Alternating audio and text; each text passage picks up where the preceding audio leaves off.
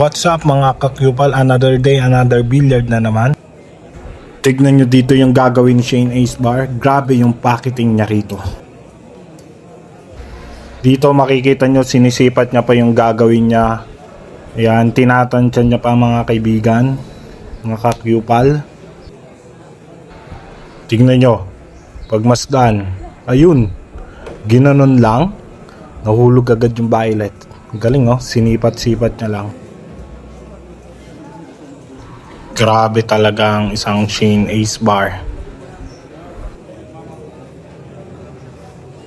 Tinatansya ni Shane Acebar yung pagtira niya.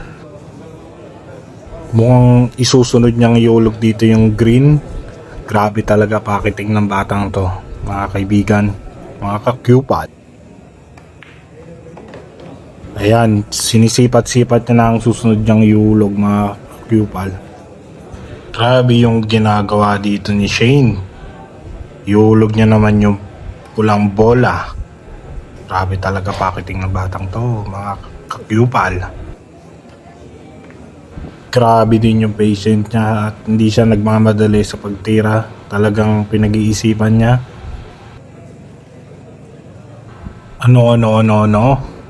Ginanon lang.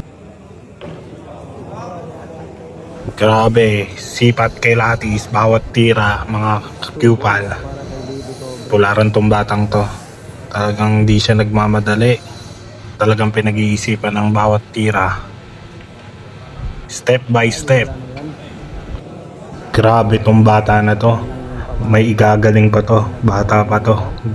Lagi nating aabangan yung mga laban niya. Suportahan natin itong si Shane Acebar. Maraming salamat sa panonood mga kakupal. Pa-like and share and subscribe.